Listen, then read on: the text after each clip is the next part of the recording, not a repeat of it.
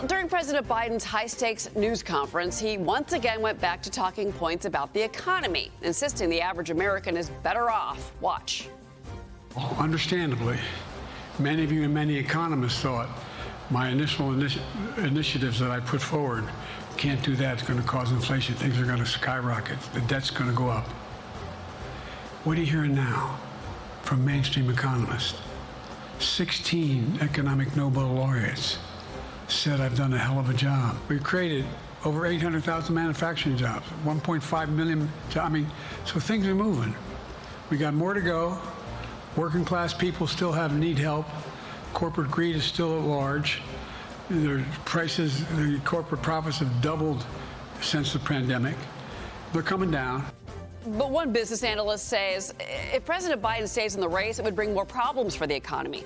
The founder of MDR and Capital saying, quote, Biden staying in the race could bring some policy consistency, but it also comes with its fair share of economic risk. We're talking market volatility, rising debt, higher taxes, trade issues, energy sector changes, inflation, and more regulations. By the way, as you know, Maria, Thursday's read on CPI, that was 3%, but it's important to remember that inflation is up 19.2% since he took office. Costs are still up, even though the rise of inflation has slowed. He also, by the way, appeared to stumble. He tried to repeat his claim that he created 15.7 million jobs. He said 1.5 million, so he stumbled.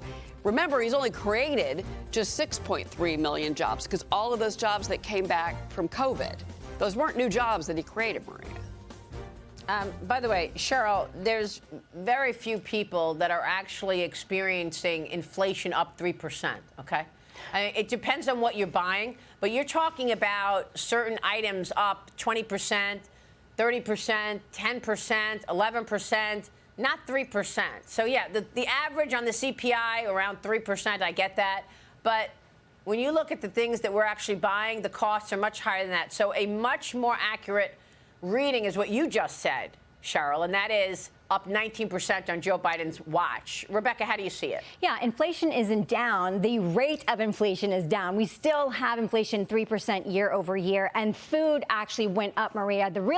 Energy came down because of all this world war, global stuff happening. Energy came down, demand came down, but food costs this month still went up. So that's why the American people don't see what he's talking about.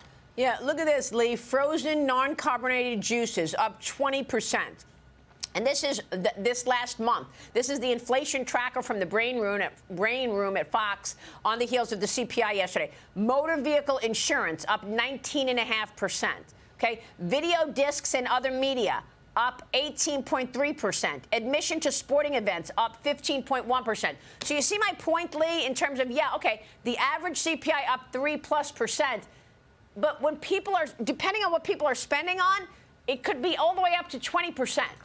That's absolutely right. And that's what we're seeing in the polling. The American people are all saying that they have to make sacrifices now just to afford things like groceries and the basics. So the more you try to tell them that things are okay, that the inflation isn't that bad, the more angry they get. Yeah, here's another one. Care of elderly at home up 11%. Uncooked beef, veal up 10.5%. You get the point.